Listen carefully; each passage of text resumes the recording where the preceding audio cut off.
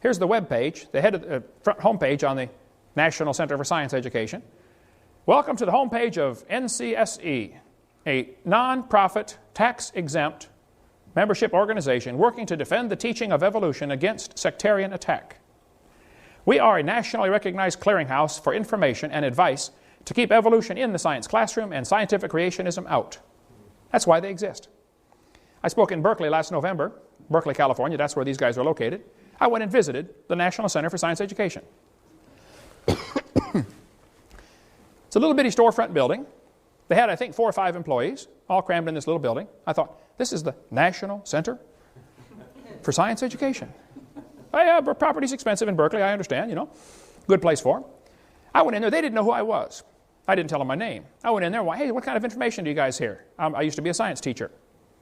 And they began giving me pamphlets and articles and stuff, you know, Finally, one of the guys said, your voice sounds familiar. What's your name?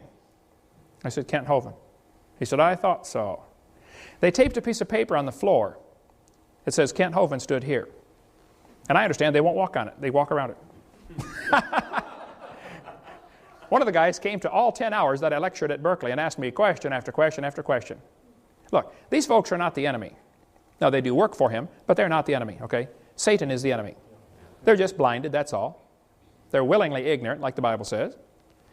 But even the National Center for Science Education knows it's okay to teach creation if you want.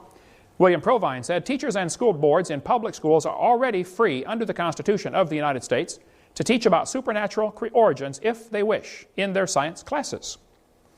Laws can be passed in most countries of the world requiring discussion of supernatural origins in science classes and still satisfy national legal requirements.